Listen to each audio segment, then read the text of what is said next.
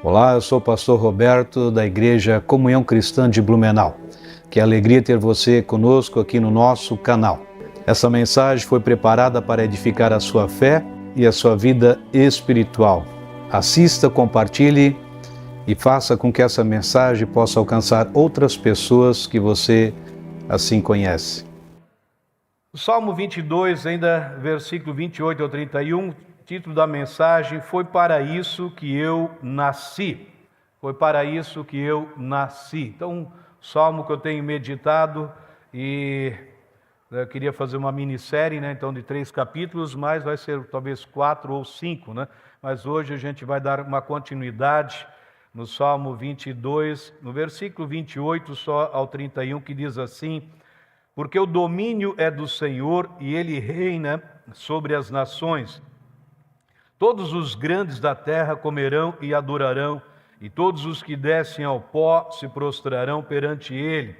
Os que não podem reter a sua vida, a posteridade o servirá, falar-se-á do Senhor a geração vindoura, chegarão e anunciarão a justiça dele a um povo que há de nascer, contarão o que ele fez. Um versículo 31, numa outra versão: a um povo que ainda não nasceu, proclamarão os seus feitos de justiça, pois ele agiu poderosamente. Amém? Então foi para isso que eu nasci. Então o Salmo, para quem não esteve no domingo anterior, você lembrando sempre nos avisos, você pode acompanhar as mensagens então lá nas nossas redes sociais, no YouTube. Então hoje quem está assistindo, amanhã geralmente a mensagem ela sai do ar porque a gente tira essa parte do louvor, dos avisos, daí só fica então só a mensagem, mas na terça-feira você já está assistindo também. Então a gente falou um pouquinho sobre esse salmo que fala da morte do Senhor Jesus Cristo, né? Então se você for ler, meditar sobre ele, você vai ver muito claro que Davi, usado pelo Espírito Santo, ele está falando sobre aquilo que iria acontecer, um salmo que foi escrito 1000 anos antes da morte, antes do sofrimento, antes da crucificação, antes de todo aquele cenário que levou Jesus Cristo então até a morte. E a gente falou sobre algumas profecias, eu só quero lembrar a primeira profecia no Salmo 22, versículo 1, né, falando do abandono do Pai, quando Jesus diz: meu Deus, por que me abandonastes? Por que estás tão longe de salvar-me, tão longe dos gritos da sua angústia? Então aqui a gente vê a primeira profecia se cumprindo, quando Jesus, na cruz, ele chama Deus meu, né? Por que me desamparaste? Então foi o único lugar na Bíblia que você vai ver Jesus chamando Deus de Deus, porque sempre o relacionamento era com o Pai, sempre falando, ou seja, de intimidade, falando de proximidade, mas aqui Jesus chama, porque era aquele momento que o Pai vira as costas, é o momento que o Pai, entre aspas, o abandona por causa dos nossos pecados, porque Jesus se fez pecado naquela cruz pela nossa vida. Depois nós vimos a segunda profecia, que Jesus, ele teve sede, no versículo de número 15, diz assim: meu vigor secou-se como um caco de barro, e a minha língua gruda no céu da boca. Deixaste-me no pó à beira da morte. Secou tanto o vigor que no caminho até o Gólgota. Então você conhece também que até o caminho do Gólgota, Jesus Cristo, ele tinha sido açoitado antes, ele tinha sido açoitado e de uma forma, como diz o profeta Isaías, que o corpo de Jesus chegou a ficar de uma forma quase que não humana, porque ele ficou deformado por causa dos açoites, ficou deformado por causa da coroa de espinhos na sua cabeça, ficou totalmente, né, como se fosse, né, uma pessoa irreconhecível do que ele era antes. Então chegou um determinado momento que ele não consegue mais carregar a cruz, e ela é carregada então também por outra pessoa, mas ele teve um momento que ele diz então que foi tirado, ou seja, o vigor dele, né? E o céu, ou seja, a língua se colou no céu da boca, a língua ficou colada. Então na cruz a gente sabe que Jesus, quando ele viu que tudo estava consumado, naquele momento ele diz: tenho sede. E às vezes a gente lê aquele momento, tenho sede. Então a gente, por não conhecer um pouco mais profundamente as Escrituras, a gente simplesmente vai passar por aquele texto e achar então, Jesus estava com sede, por isso ele falou, tenho sede. Mas quando ele fala ali, não era uma sede física, ele fala isso para que se cumprisse as Escrituras. Para que elas se cumprissem. E a gente sabe que eles deram o quê? Vinagre para ele beber. E mesmo na cruz, a sua preocupação principal era com que as Escrituras elas se cumprissem. Mesmo naquele momento, talvez que Jesus estava ali prestes a render o seu espírito, mas ele veio com uma missão, para que se cumpra toda a palavra de Deus. E naquele momento, antes dele entregar o seu espírito, tinha mais uma profecia para se cumprir. Existia mais um momento para que fossem cumpridas as Escrituras. No Evangelho de João 19, fala assim no versículo 28, mais tarde, sabendo então que tudo estava consumado, para que a Escritura se cumprisse, Jesus disse, tenho sede. E estava ali uma vasilha cheia de vinagre. Então embeberam uma esponja nela, colocaram a esponja na ponta de um caniço de isopo e a ergueram até os lábios de Jesus. E tendo-o provado, Jesus disse, está consumado. E com isso curvou a cabeça e entregou o Espírito. Então, havia uma profecia de Jeremias, e essa profecia falava de uvas verdes, ou seja, os pais comeram uvas verdes e os dentes dos filhos é que embotaram. Então existia uma profecia que naqueles dias, ou seja, era contado, ou seja, um ditado que era contado. E o vinagre, você sabe que do francês significa vinaigre, que significa então vinho azedo. Uma bebida dos soldados da época e significava o quê? Desprezo e também humilhação. Mas quando Jesus ele recebe o vinagre, ele transforma a dor em redenção. A dor em redenção. O vinagre representava os pecados dos pais. E ao beber o vinagre, Jesus ele estava cumprindo a profecia de Jeremias 31. Então, quando ele bebeu do vinagre, Jesus tomou sobre si o quê? A maldição que pertencia aos filhos. Ou seja, os pais pecaram e os filhos, em outras palavras, é que iriam receber a maldição. Então, quando Jesus Cristo, ele toma esse vinagre, ele toma sobre si a maldição que pertencia aos filhos por causa dos pecados do pai. Então, Jesus tinha sede, mas não uma sede física, mas uma sede para a nossa liberdade. Uma sede para a nossa liberdade. Ele tinha sede de nos libertar da maldição dos nossos antepassados. Então, algo muito importante que nós aprendemos nessa questão, quando ele diz, tenho sede. Então, por que ele fez questão de nos contar que ele estava com sede? Primeiro, para dizer, ou seja, ei, preste atenção, o Salmo 22 está se cumprindo.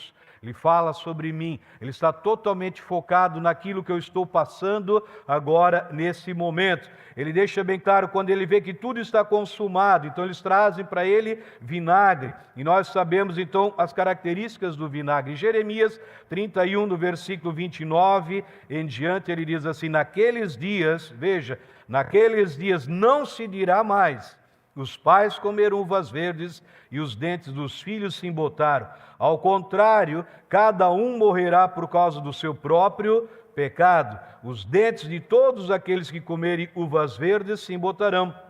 Então, chegando os dias, declara o Senhor, quando farei uma nova aliança com a comunidade de Israel e com a comunidade de Judá. Não será como a aliança que fiz com seus antepassados, quando os tomei pela mão para tirá-los do Egito, porque quebraram a minha aliança, apesar de eu ser o Senhor deles, diz o Senhor.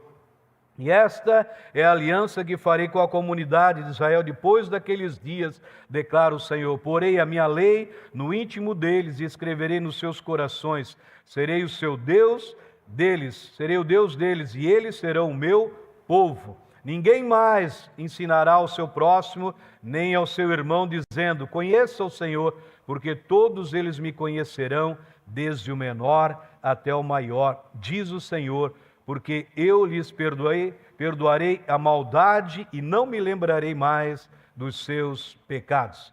Então, essa profecia de Jeremias diz primeiramente isso, naqueles dias. naqueles dias, os dias da crucificação.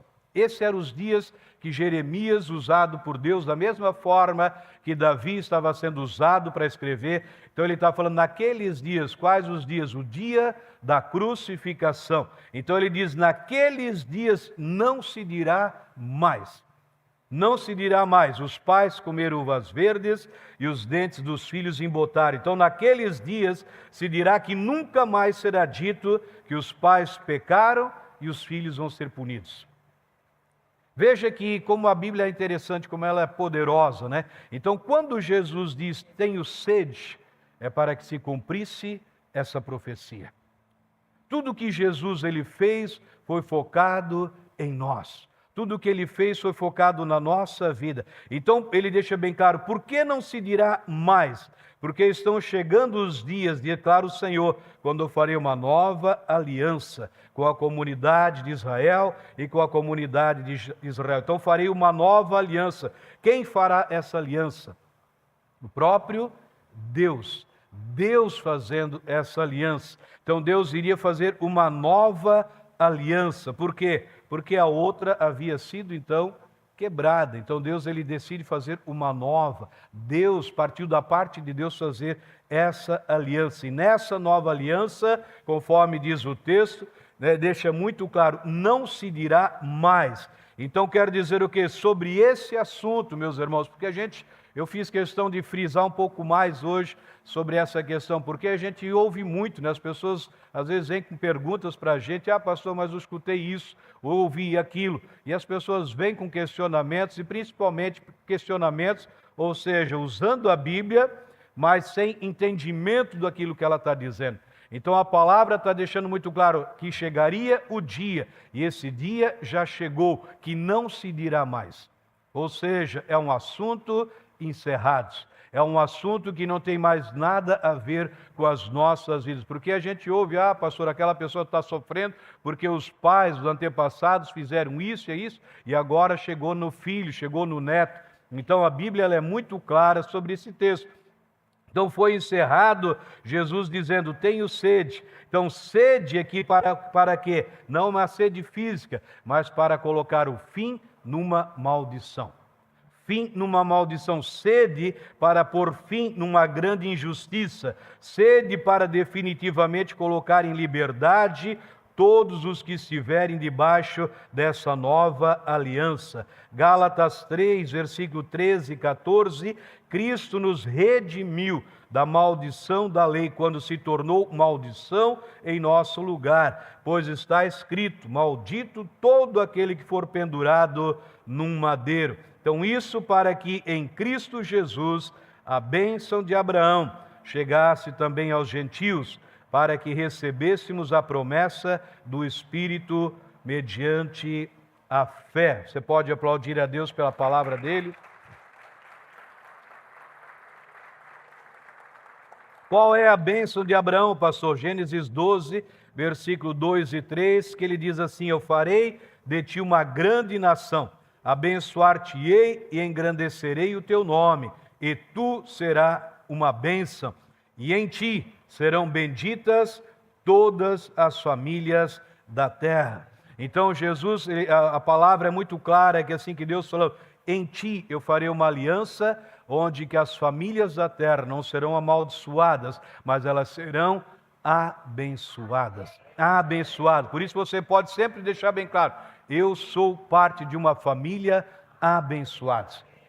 A minha casa, ela é abençoada, os meus filhos são abençoados, meus netos são abençoados, a minha empresa ela é abençoada, os meus negócios, a minha saúde, as minhas finanças, enfim, tudo que diz respeito à sua vida, por causa dessa palavra, você é uma pessoa abençoada. Não importa o que as pessoas falem de você, não importa o que as pessoas mencionem sobre a sua família, você precisa saber que você faz parte de uma família abençoada. Essa família faz parte dessa nova aliança, ou seja, a antiga foi quebrada, ou em outras palavras, quando Jesus fala, tenho sede, ele falou para se cumprir as profecias. Ele falou para que essa maldição fosse encerrada e uma bênção se iniciasse nas nossas vidas. Amém? Pois a terceira profecia, zombaria das autoridades, Salmo 22, versículo 8, que diz: recorra ao Senhor, que o Senhor o liberte, que o Senhor o livre, já que lhe quer bem. A quarta profecia, Jesus se fez pecado por nós, Salmo 28, versículo 16, cães me rodearam, um bando de homens maus me cercou, perfuraram minhas mãos e meus pés. A quinta profecia, as vestes de Jesus foram divididas, o versículo 18 do Salmo 22, dividiram as minhas roupas entre si, lançaram sortes pelas minhas vestes. A sexta profecia, então, um povo que iria nascer. Então vamos voltar ao versículo 31, que diz: a um povo que ainda não nasceu, proclamarão os seus feitos de justiça, pois ele agiu poderosamente.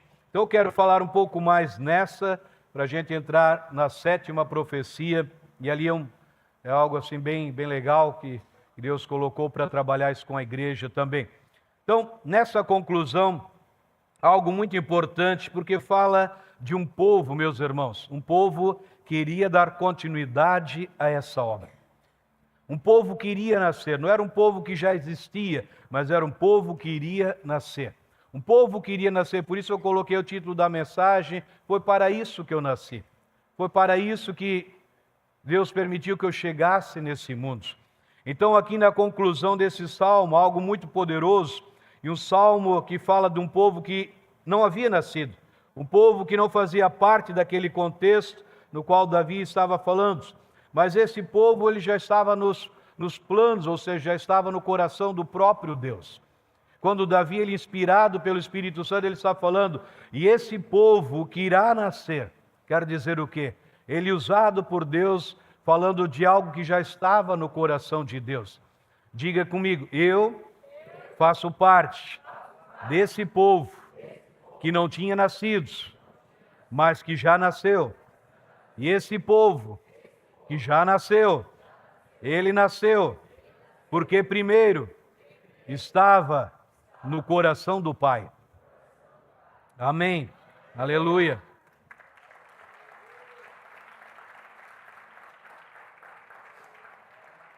Então esse povo, quando se fala de igreja, não está se falando de uma instituição, não está se falando de um CNPJ, mas está falando de pessoas que seriam alcançadas através dessa obra maravilhosa. Então glória a Deus que nós estamos aqui, porque nós fazemos parte dessa profecia. Eu fico feliz lendo e sabendo que eu faço parte de uma profecia, ou seja, que foi escrita 1000 anos antes da obra de Cristo ser consumada. Deus já tinha muito claro isso para que as nossas vidas, a gente pudesse se alegrar. Então, um povo que iria nascer, quer dizer, esse povo, ele não existia. E quando ele veio a existir com um propósito. Um propósito, eu falei nessa semana para a Ordem dos Ministros dos Evangelhos de Blumenau um pouco sobre esse texto aqui, e falando, dando foco, ou seja, nessa parte quando ele diz que Deus nos fez com um propósito. Ele nos criou com um propósito, e esse propósito é muito claro nesse texto, anunciar a justiça. Esse é o propósito. Aqui que ele está deixando bem claro, esse povo que não nasceu, mas queria nascer, ele iria nascer para proclamar os seus feitos de justiça, porque Jesus agiu poderosamente. Então proclamar quer dizer anunciar os feitos de uma obra consumada, uma obra perfeita, uma obra que mudou o universo, que impactou as nações, que tem impactado nos nossos dias e vai continuar impactando, ou seja, até a igreja não estiver mais aqui e até depois da igreja ter sido arrebatada. Uma obra que tem impactado nações, uma obra viva a cada nova manhã nas nossas vidas. E existe um propósito para nós como filhos de Deus nessa cidade. Existe um propósito bem definido pelo próprio Deus, ou seja, para que cada um de nós possamos viver a cada dia, sabendo que nós não estamos aqui nessa terra simplesmente por acaso, mas existe um propósito, e esse propósito é definido pelo próprio Deus. Propósito para que a gente manifeste as obras de justiça, anunciar os feitos, anunciar o resultado de uma obra completa, anunciar os feitos daquele que se fez o quê? Pecado naquela cruz. Anunciar os feitos daquele que consumou naquela cruz uma obra de milagres, uma obra de cura, uma obra de libertação, uma obra de transformação. É isso que ele está falando aqui nesse texto, muito claro. Anunciar uma obra que muda o que ninguém podia mudar. Nessa semana, ainda ouvindo sobre uma pessoa bem conhecida, e ela dá muitas palestras por aí afora. Minha esposa mostrou um pequeno vídeo ali assim, e uma fala dela ficou muito claro para a minha vida, porque às vezes a gente acha que a gente é responsável para mudar uma pessoa. Nenhuma pessoa, ou seja, ela é mudada porque você vai falar alguma coisa para aquela pessoa. As pessoas só podem ser mudadas, só podem ser transformadas quando elas conhecem essa obra consumada. Porque o próprio Espírito Santo, Jesus falou, quando o Espírito Santo ele vier, ele vai convencer o mundo do pecado. E vai convencer, ou seja, o mundo do pecado. E depois ele fala que ele vai convencer o quê? Da justiça. Quer dizer o quê? Depois que a pessoa ela confessou a Cristo Jesus, o Espírito Santo vai convencer ela agora dessa obra de justiça. Essa obra que Jesus consumou naquela cruz. Então, uma obra que transforma o que ninguém consegue transformar. Você acha que a minha vida antes de Cristo alguém conseguiria transformar? Ninguém. Ninguém conseguiria, nem a sua vida, ou seja, nenhum de nós. Então, uma obra, ou seja, única e aceita para sempre. Hebreus 10, versículo 14, diz o texto, porque por meio de um único sacrifício, ele aperfeiçoou para sempre os que estão sendo santificados. Você está sendo santificado? Eu estou, porque eu sei muito claro, ou seja, então, me tornar santo, Deus me torna, ou seja, ser santificado é um processo, o processo da santificação. Então Jesus, o texto está deixando bem claro, por meio de um único sacrifício. Deus aperfeiçoou para quando? Para quanto tempo? Para sempre. Para sempre, porque esse aperfeiçoar está totalmente focado na obra de Cristo Jesus. Aperfeiçoar para sempre aqueles que estão sendo santificados. Anunciar um único sacrifício que aperfeiçoou, não até uma nova eleição chegar, não até um novo governante chegar, não até uma nova previsão ela chegar, não até uma mudança na economia ela chegar, não até uma nova pessoa famosa ela surgir, não, mas um único sacrifício, ou seja, que foi aceito para sempre. O povo que iria nascer, ele viria com uma missão, anunciar os feitos de uma obra acabada. Esse é o nosso papel. Então nós, meus irmãos, somente nós, preste atenção, eu insisto muitas em cada mensagem, se não todos, mas sempre que o Espírito Santo vai me levando a falar, insistir, bater numa tecla somente. Nós somos os únicos responsáveis, os únicos de transformar cenários. Nós somos os únicos responsáveis a mudar, ou seja, um cenário de caos, um cenário de doença, de drogas, de vícios, de tantas coisas que estão aí destruindo as pessoas. Nós, somente nós, temos o privilégio de sermos aqueles que podem, ou seja, impactar lugares que a gente estiver. Somente nós, meus irmãos, o privilégio nos foi dado. O privilégio nos foi dado. Então, como que foi nos dado algo? Ou seja, não foi nos dado simplesmente alguma coisa passageira, mas foi dado algo, meus irmãos, como que patenteado, que é algo vitalício, ou seja, até nós estivermos nessa terra, esse privilégio jamais poderá ser tirado da nossa vida. O privilégio de anunciar os feitos de uma obra acabada. Privilégio de nós podermos levar, como eu disse, cada vida que a gente pode ver salva, não tem a ver conosco no sentido eu fiz a obra, mas o Espírito Santo em nós faz essa obra. Então não tem um privilégio maior de você saber que você foi um canal para tirar uma pessoa destinada ao inferno. Uma pessoa, ou seja, que estava lá afundada nos seus vícios e tantas áreas. Um privilégio, meus irmãos, conforme o apóstolo Pedro diz, que os anjos queriam ter os anjos. Ouçam, os 2/3 dos anjos que estão com Deus, eles queriam ter esse privilégio que só nós temos. Qual o privilégio, pastor? Pregar o evangelho, levar as boas novas adiante. Eles não podem. Ou seja, eles têm uma outra missão, mas Pedro diz que eles queriam essa, mas Deus permitiu que somente nós, um povo queria nascer, o povo não tinha nascido, mas esse povo iria nascer para anunciar os feitos de justiça, anunciar essa obra acabada. Então nós estamos aqui não para ir para a internet, não para ir para um canal, pastor, eu tenho um canal, e vou lá e meto o pau, e falo isso, e falo... Não, meu irmão, nós não fomos levantados, o povo que iria nascer não foi levantado para criticar outros que estão fazendo alguma coisa, nós somos levantados para anunciar os feitos de justiça, os feitos de uma obra acabada. Veja que o apóstolo Paulo aqui, Atos 20, versículo 24, diz assim: todavia não me importo e nem considero a minha vida de valor algum para mim mesmo, se tão somente puder terminar a corrida e completar o ministério que o Senhor Jesus me confiou, de testemunhar do evangelho da graça de Deus. Veja que o apóstolo Paulo aqui, muito claro, ele não estava se importando, ou seja, com aquilo que eles falavam dele.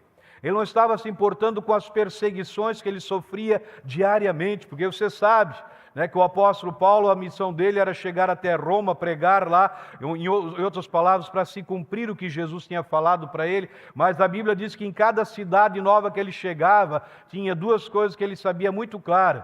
O Espírito Santo nem precisava falar para ele, porque o Espírito Santo já tinha mostrado muito claro. Sempre que ele chegava num outro lugar, ele sabia de 2 coisas, ou seja, aonde ele iria passar o dia pregando e aonde ele ia passar a noite dormindo. Aonde? Na cadeia. Ou seja, 2 lugares, um palco para pregar e um palco para ser preso. 2 cenários, todos os lugares. Esse era o cenário. Pregar e ser preso, pregar e ser preso. Por que ser preso? Por causa dos feitos de justiça. Porque ele sabia que ele fazia parte desse povo que não tinha nascido, mas que já nasceu. E esse povo que nasceu tinha um propósito definido pelo próprio Deus, anunciar os feitos de justiça. Por isso Paulo era preso, por isso ele era açoitado, por isso muitas vezes tentaram contra ele a morte dele, mas ele só morreu quando acabou, ou seja, o tempo dele aqui. Então o apóstolo Paulo, ele tinha certeza que ele fazia parte desse povo que iria nascer, e agora já nasceu, e nascer com um propósito definido não por ele, mas pelo próprio Deus. Veja que Jesus, quando ele fala com os apóstolos para ter encontro com ele, ele deixou bem claro: esse camarada aqui, esse varão, eu tenho um propósito para ver, ele importa que ele passe por essas situações. Jesus já havia deixado muito claro como seria a vida do apóstolo Paulo. E ele deixa muito claro que assim que ele nasceu, não é com um propósito definido não por ele, mas pelo próprio Deus. E aqui, quando se fala de propósito, a gente ouve tanto: pastor, tenho um propósito de jejuar tantos dias, tenho um propósito de prosperar tanto assim na minha vida, tenho um propósito de avançar nessa área, naquela área, tenho um propósito de viajar, tenho um propósito, enfim, de construir. São tantos propósitos que a gente ouve nos nossos dias, né? Mas aqui fica muito claro, propósitos que nós definimos.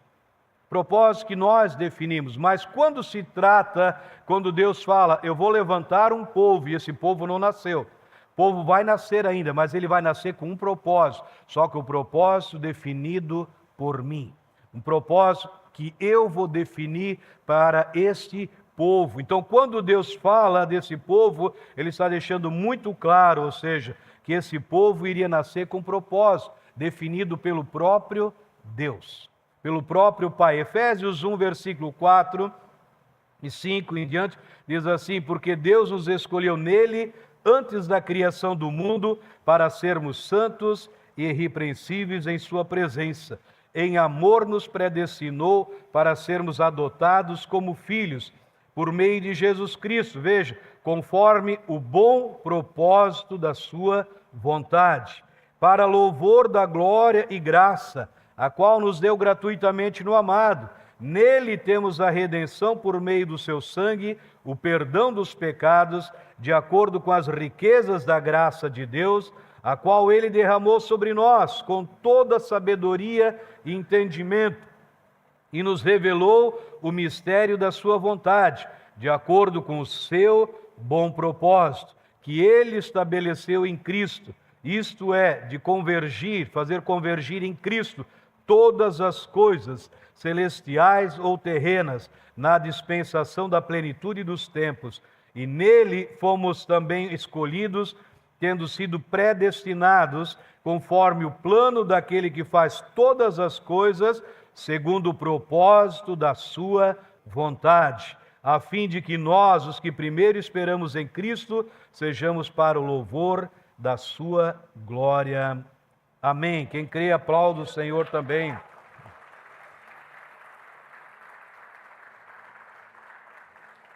Então o apóstolo Paulo, ele entendeu o que significava os seus chamados. Ele entendeu. Às vezes as pessoas têm tanta dificuldade, passa ano, entra ano, já passaram-se alguns anos, a pessoa, pastor, ainda não sei o meu chamado. Meus irmãos, aqui está muito claro.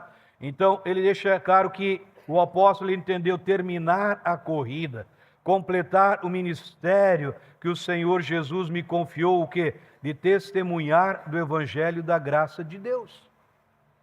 Eis aí a revelação, né, dos chamados, testemunhar de uma obra consumada, testemunhar de uma obra perfeita. Então, dessa forma, o propósito de Deus, ele é manifesto.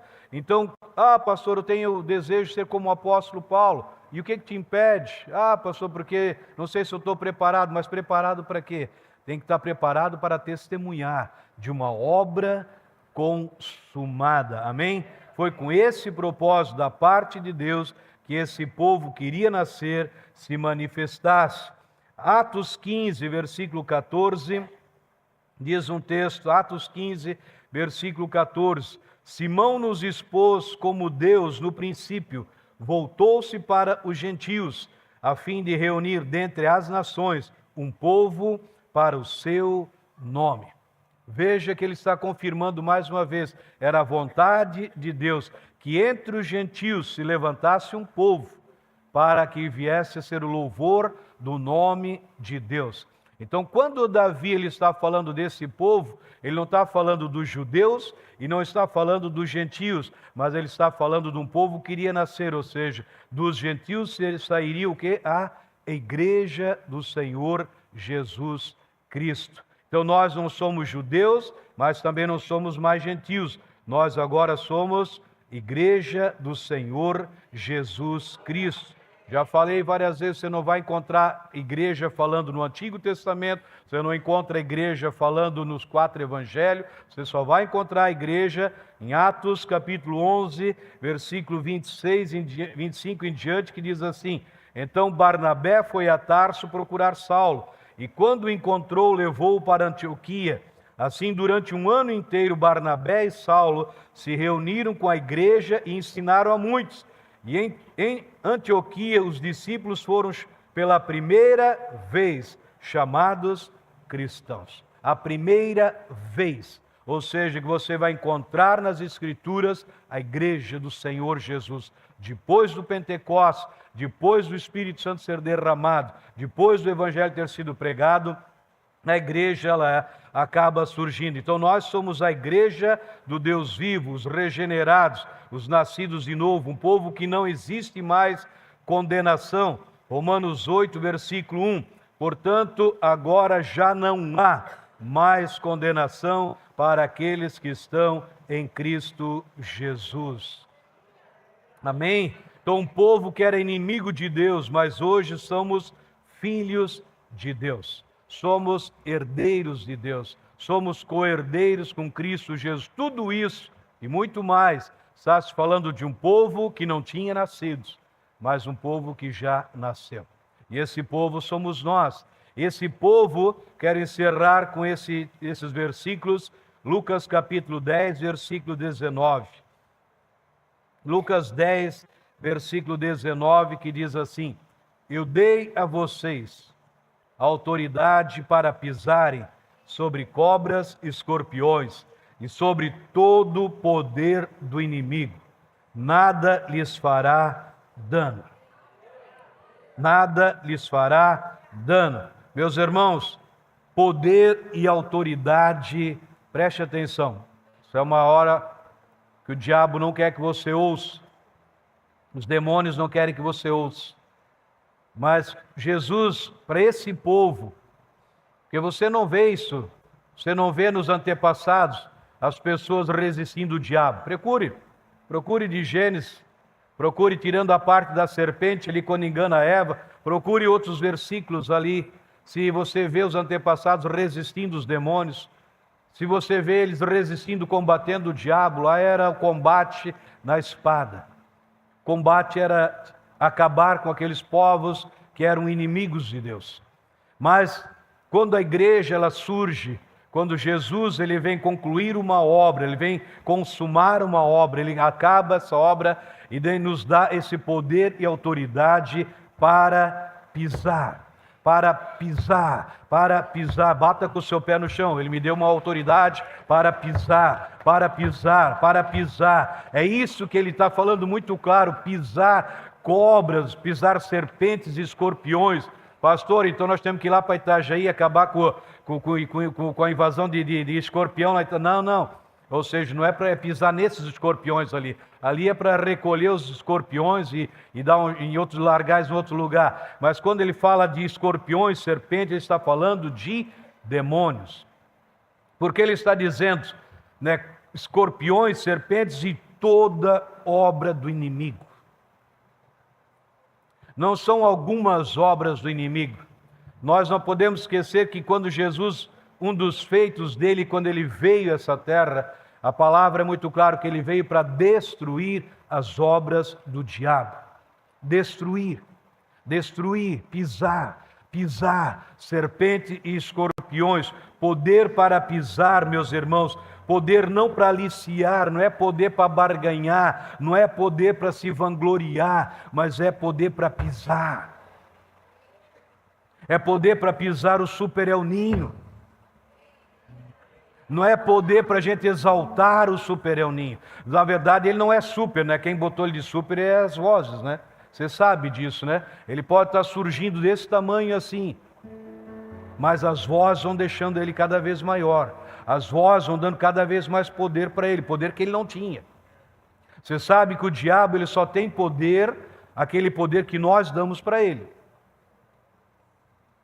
Os demônios só podem agir com o poder que eu dou para ele, porque ele não tem poder. Você sabe que por isso que Jesus Cristo, ele nasceu no ventre da Virgem Maria, foi gerado pelo Espírito Santo, para que quando ele chegasse na terra ele tinha um corpo, tivesse um corpo. O corpo te dá legalidade. Demônios não têm corpo. Demônios precisam de um corpo para agir, ou seja, precisam de uma legalidade. Então, a nós foi dado poder e autoridade para pisar. A nós foi dado privilégio. E esse privilégio somente a nós foi dado. Somente a mim, somente a você. Pessoas que conhecem a autoridade têm feito, ou seja, né, desse fenômeno algo indestrutível, mas ele não é. Então um dia Jesus, os seus discípulos estavam navegando e de repente se levanta um fenômeno, entre aspas, super El Ninho. E levantou-se uma forte vendaval e as ondas se lançavam sobre o barco, de forma que esse ia se enchendo de água. E Jesus estava na polpa, dormindo, com a cabeça sobre o travesseiro. E os discípulos o acordaram e chamaram: Mestre, não te importa que morramos? Então perguntou aos seus discípulos: por que vocês estão com tanto medo? Ainda não têm fé? E eles estavam apavorados, perguntando uns aos outros: quem é este que até o vento e o mar lhe obedece? Então, quando se levanta, Jesus repreende o vento e disse ao mar: aquiete-se, acalme-se. E o vento se aquietou e fez-se grande bonança. Os discípulos se desesperaram, mas o que Jesus fez? Ele manifestou o poder e a autoridade que estava sobre a vida dele. Poder para pisar, poder para pisar. Não é poder para se né, alarmar, não é poder para ficar aterrorizado ali agora, mas é poder para pisar. Nós temos esse poder. Quando esse povo que não tinha nascido, ele nasceu para anunciar os feitos de justiça. E esses feitos de justiça incluem poder e autoridade. Nós estamos aqui, meus irmãos, a cada semana a gente tem orado, a cada semana nós temos declarados, né, que se cumpra a vontade de Deus. E ela é boa, e ela é perfeita, e ela é majestosa, ou seja, para aqueles que entendem que foram chamados, levantados para anunciar os feitos de justiça. Você pode aplaudir o Senhor Jesus? Que bom que você esteve conosco até aqui. Se esta mensagem edificou a sua vida, gostaria de convidar você a fazer uma oração, convidando Jesus Cristo para ser o seu Senhor e o seu Salvador. Diga assim comigo: Senhor Jesus, eu te agradeço porque lá naquela cruz tu morreste pelos meus pecados. Eu abro o meu coração e te convido a ser o meu Senhor e o meu Salvador. Eu creio que a partir de hoje eu sou uma nova criação, as coisas antigas ficaram para trás e tudo se fez novo na minha vida. Amém. Se foi essa a sua primeira vez que você orou e você quer deixar algum comentário, temos as nossas mídias sociais para que você possa entrar em contato conosco. Será uma honra poder conhecer você melhor. Permaneça abençoado.